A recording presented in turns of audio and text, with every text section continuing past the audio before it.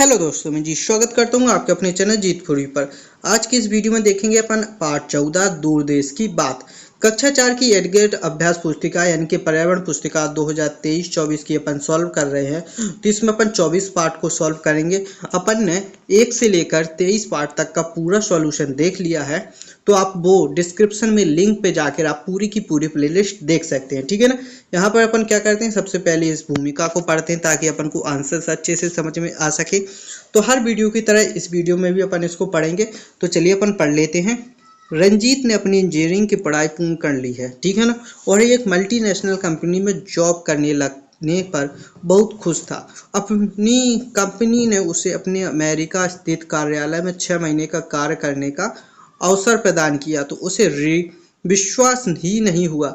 आखिर वो दिन ही भी आया जब वो एयरपोर्ट पर अमेरिका जाने के लिए पहुंच गया। वो पहली बार हवाई जहाज में बैठ रहा था। यह अनुभव अविश्वसनीय था। हवाई जहाज में उड़ान भरी रंजीत को पहले तो डर लगा, पर आसपास में पहुंचने ही वो रोमांचित हो उठा। सब नीचे बहुत छोटा दिख रहा था। बादलों के ऊपर का दृश्य बहुत सुंदर था। नीचे नीला समुंदर भी मनोहर दिख रहा था। 15 घंटे हवाई जहाज के सफर बाद वाशिंगटन पहुंचा। ठीक है ना। कितने घंटे के बाद? 15 घंटे के बाद। वहां काफी ठंड भी थी। वहां के ट्रैफिक नियमों, बड़ी बड़ी इमारतों और व्यवस्थित लोगों को देखकर उसे बहुत ही अच्छा लगा। वहां अभिवादन का तरीका, बातचीत का लहजा सब भारत से काफी अलग था। उसने अमेरिका आकर बहुत कुछ नया सीखा। वो जल्दी से जल्दी कार्य समाप्त कर भारत लौटकर अपनी यात्रा के अनुभव परिवार के साथ और दोस्तों को सुनाने का बेताब था। ठीक है ना। तो अपन ने इसको पढ़ लिया है। अब क्या करना है, यहाँ से अपन अभ्यास क्वेश्चन सॉल्व करेंगे, जिसमें अपनी क्या होते हैं, पहले बहुविकल्पी प्रश्न। जैसे बहुविकल्पी प्रश्न में सही विकल्प चुनकर लिखिए। ठीक है ना। सही विकल्प चुनकर अपन को लिखना है। अपना क्या है, आबू ढाबू इलाका है। कैसा? गर्म और रेगिस्तानी इलाका है। तो अपन यहाँ पर लिख देंगे कैसा इलाका है, गर्म और रेगिस्तानी। ठीक है ना। आगे चलिए। अगर आपको कम समय में लंबी दूरी का सफर तय करना है तो अब कौन सा साधन अधिक उपयुक्त होगा? हवाई जहाज। कम समय में लंबी दूरी तय करने के लिए हवाई जहाज अपन उपयोग कर सकते हैं। ठीक है। आगे चलिए। अगला क्वेश्चन क्या है, केरल में पाए जाने वाले पेड़ों का समूह है। केरल में कौन कौन से पेड़ पाए जाते हैं? नारियल, केले, कटहल, पपीता और वो क्या कहते हैं, सुपारी के पेड़ भी पाए जाते हैं। तो अपन को यहाँ पर नारियल, केले और कटहल के दिए गए हैं, तो इस पे केवल नारियल, केले और कटहल अपन लिख देंगे। ठीक है ना। यहाँ से अपने अतिलघुत्तीय प्रश्न स्टार्ट होते हैं। अतिलघुत्तीय प्रश्न का पहला है, आबू ढाबू जैसे रेगिस्तान इलाके में केवल खजूर के पेड़ उगते हैं, क्यों? आबू ढाबू में सिर्फ खजूर के ही पेड़ दिखाई देते हैं, क्योंकि वही एक ऐसा पेड़ है जो वहां उग सकता है। बाकी और भी कोई पेड़ वहां पर नहीं उगता है। ठीक है ना। आगे, आबू ढाबू में कौन सी चीज पानी से भी सस्ती मिलती है? आबू ढाबू में पेट्रोल पानी से भी सस्ता मिलता है। कैसा? पानी से भी सस्ता वहां पर क्या मिलता है? पेट्रोल मिलता है।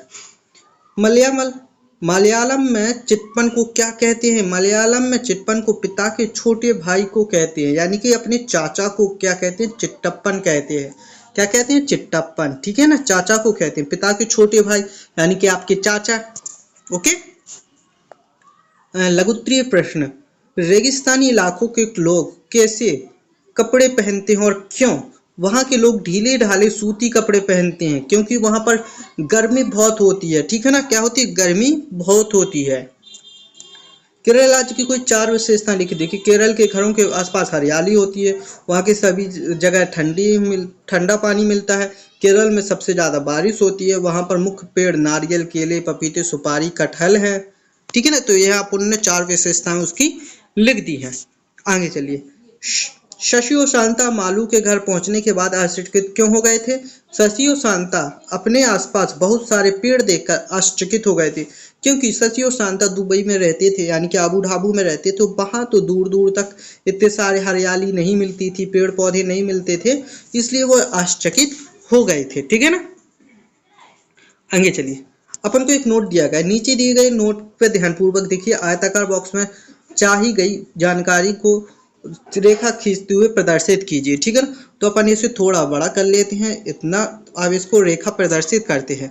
जैसे कि गवर्नर के हस्ताक्षर यहाँ पर छोटे छोटे अक्षरों में रहते हैं, तो अपन ने इसको दिखा दिया। ठीक है ना, ये दिखा दिया अपन ने। ओके, नोट का मूल, ये नोट का मूल है, तो अपन इसको दिखा देते हैं। कितने रुपए का नोट है? 500 रुपए का नोट है, तो अपन ने इसको भी दिखा दिया। नोट का क्रमांक, ये अपना नोट का क्रमांक है, तो अपन इसको भी ऐसे दिखा देंगे। ठीक है ना, राष्ट्रीय प्रतीक चिन्ह, राष्ट्रीय प्रतीक चिन्ह ये रहा अपना। मैं थोड़ा कलर चेंज कर लूँ ताकि आपको समझ में आ जाए। राष्ट्रीय प्रतीक चिन्ह ये रहा अपना अशोक स्तंभ, तो इसको अपन यहाँ से दिखा देंगे। ठीक है ना, ये अपना राष्ट्रीय प्रतीक चिन्ह हो गया। ठीक है ना, आपको रोड और बैंक का नाम भी यहाँ पर है, तो बैंक का नाम है रिजर्व बैंक ऑफ इंडिया, ये इंग्लिश में लिखा हुआ है, अलग कलर दिखा दूं मैं, और ये हिंदी में लिखा हुआ है रिजर्व बैंक ऑफ इंडिया। तो आप चाहें तो इस पे लकीर खींच सकते हो, चाहे तो इस पर लकीर खींच सकते हैं। तो अपन ने नोट के बारे में पूरी जानकारी यहाँ पर ले ली है। ठीक है ना, अगर आपको कोई भी डाउट नहीं है, ये अपना मूल्य हो गया, ठीक है ना, ये अपना राष्ट्रीय प्रतीक चिन्ह हो गया, और ये नोट क्रमांक हो गया। ठीक है ना, ओके, सभी जानकारी अपन ने यहाँ पर नोट की ले ली। अब अपन वही रंग पर आ जाते हैं, रेड के रेड पर। तो चलिए अब इसे अपन क्या करेंगे, छोटा कर लेंगे ताकि आपको आगे के क्वेश्चन अच्छे से समझ में आए। ठीक है ना, अब देखिए ये अपन ने इसको पहले की तरह छोटा कर लिया है।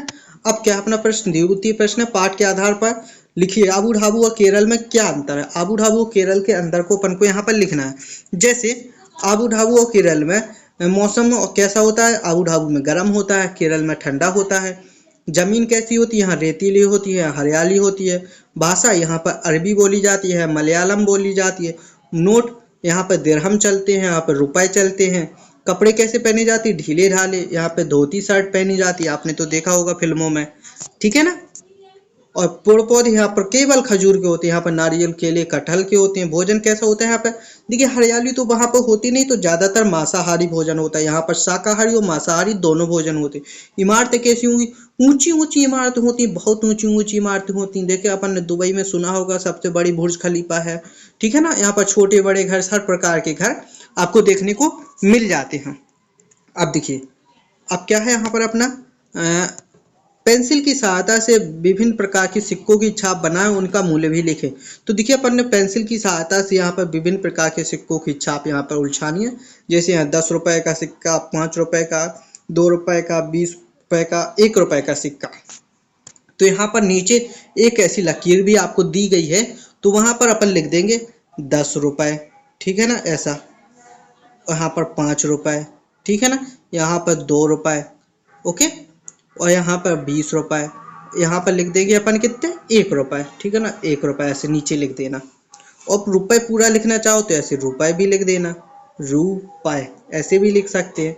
और इस चिन्ह का भी अपन प्रयोग कर सकते हैं। देखिए इनमें सभी में इसी चिन्ह का प्रयोग हुआ है, आपको मालूम होना चाहिए। इस चिन्ह का मतलब होता है रुपए। ओके, तो यहाँ पर अपन ने इस वीडियो का पूरा सॉल्यूशन देख लिया है। अब क्या करना है अपन को, इसको अपने दोस्तों के साथ भी शेयर कर देना ताकि उनकी भी हेल्प हो सके। वीडियो को लाइक और चैनल को सब्सक्राइब कर लेना है ताकि हर आने वाली वीडियो को नोटिफिकेशन आपको मिल सके। मिलते हैं ऐसी अगली वीडियो में, तब तक के लिए धन्यवाद।